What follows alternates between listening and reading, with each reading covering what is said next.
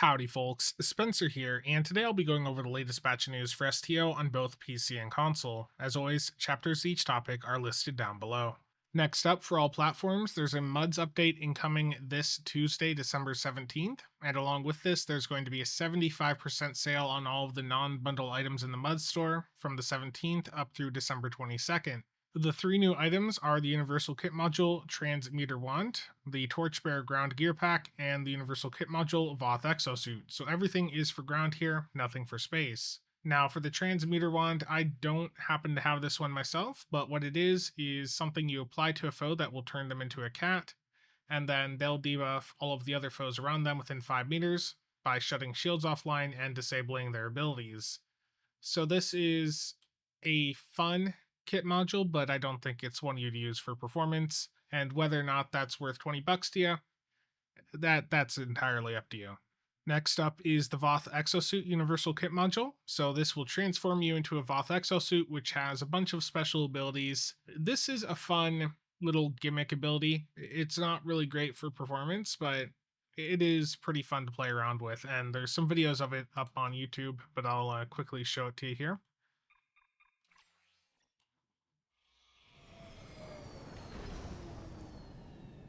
So this just fell through the ceiling there. It's interesting. I'm on normal difficulty.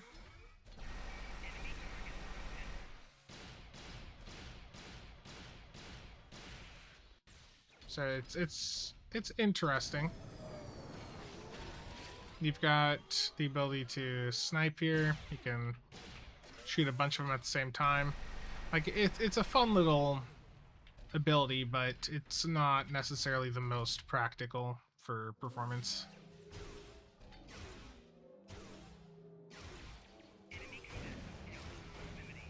Does have some neat effects, but again, remember I'm on normal difficulty right now, and this kit module, it cannot be upgraded. And then there is the Torchbearer ground set. So this is a Batleth, an armor, and an EV suit. They are not part of a set, so there's no benefit to running all of them side by side. But for the Batleth here, nothing really that special about it. The stats on the armor and EV suit, again, nothing really that special here. But they do have the ability to summon in some other Torchbearer assault squad units to assist you in combat for 20 seconds. So that might appeal to some of you, but for all of the ground gear options we have in the MUDs and Phoenix store now, I just don't think this is really going to be worth the 20-30 bucks. Here's the visuals of the EV suit. Sort of reminds me of like the robot from what was it, Lost in Space or something. So some of you may like it for that. And again, there's the ability to summon in the Torchbearer Assault Squad, which is just Klingon officers. Okay, and for the Batleth here, some neat effects on it. So, maybe some of you that are really into melee will care about that or the visuals of the EV suit, but I just don't think I'd spend the money on this. Ultimately, I think the best thing that's going to come out of this set of MUDs editions is the fact that there's going to be another 75% MUD sale for the non-bundle items. So if there's anything else you were looking at, then this would be a good time to pick them up, especially Sylvia's Feline Charm. This helps a lot with the winter daily race. And next up, there's a Phoenix event incoming for all platforms starting this Tuesday, December 17th, running through December 31st. During this time, you may claim one free Phoenix pack a day from Grim on Drozana or Ona on Deep Space Nine. This also brings with it the ability to trade in Phoenix tokens for T6X upgrades, which is the most cost-effective route to get them in the game, as I've covered before in my How to Get Cheap T6X video. The only negative with this method is that those tokens are bound to you, but you get so much more for your money that it is a worthy trade-off.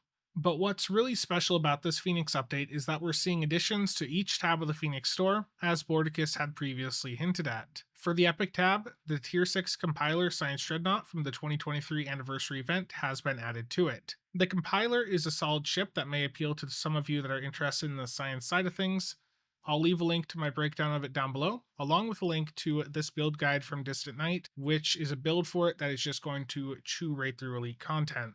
And for the ultra rare, very rare, and rare tabs, we're seeing items moved over to the Phoenix store from the Mud store, which is a very welcome change. Some of these were in no way worth the $20 price tag.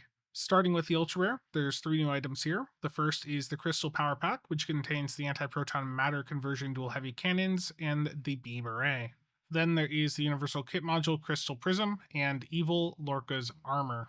And heading in game, let's look at the tooltips here. So all the numbers are from me just being on a ground map, so the space stuff is going to be a bit lower here. But for the antimatter matter conversion weapons, the thing that makes these special is that they have a proc modifier and they have 2 procs on them. So the first proc here is a 2.5% chance, and this is a debuff for energy resistance rating, and that is doubled for anti-proton damage. And then there is a 2.5% chance proc for a slight heal here. The issue is 2.5% chance procs go off so rarely in this game because they're done per cycle that you're just not going to see much impact for these. Now, this being in the Phoenix store is still pretty nice. This is going to be a really nice beginner piece of gear, but it is something that you would eventually phase out for a weapon that doesn't have that proc modifier. For the Crystal Prism, these are fine to use on ground. Eventually, you'll see a lot of people replace them with Bottle Obelisk, but for someone just getting into things, again, having these right in the Phoenix store is pretty nice. This isn't the highest damage kit module in the game, but having it be this accessible is going to be pretty handy for a lot of people. And for the armor here, there's some nice perks on this: 5% increased exploit damage, exposed chance, 40% crit severity. All around, this is a decent beginner armor. Having it in the Mud store for $20, along with these other 2 pieces, each of these costing $20, was a really hard sell. But having them in the Phoenix store is going to end up resulting in them being used more because they're going to be more accessible, and they are good beginner pieces of gear. Eventually, you'll replace them, but having them be this accessible, I think, is just a positive for the game. For the very rare tab, there is 4 things being added here. The Emancipator outfit, so the Lincoln one. Then there is the core uniform, which was previously given out during the 11th anniversary event and is also available as part of the Legendary Battlecruiser bundle. Then there is the Blinded by the Light pack. That is the one that has the Beacon of Kalis in it, so the flashbang effect that everyone just loves. And then there is the Black Ops Mine Launcher, which happens to actually be a pretty solid mine for those of you looking to do a mine build. So some good additions there. The mine, especially being very rare, everything in here is going to be super easy to get. So I pick all of them up and mess around with them.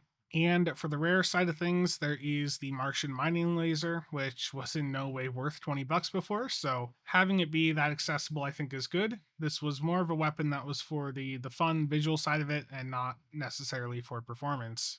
Overall, I think that these Phoenix changes are a step in the right direction. The Mud store has some items in it that are good for beginners, but not worth the $20. Shifting those over to the Phoenix store will be a boost to help beginners take their step into the later stages of the game. As for the Dilithium exchange, given how late into the year we are, I believe that this is the band-aid that Jeremy was talking about. This on its own will not solve the Dilithium exchange issue, but anything that puts a dent in the backlog is good, and I hope that this is the first step of many to help address the Dilithium exchange backlog. So let me know down below how excited you are about these new Phoenix items, and also let me know if there's any other Muds items that you'd like to see moved over to Phoenix, if they end up doing this again. But that's going to be it for today. As always, thank you to all channel members and viewers for the continued support. See you guys around.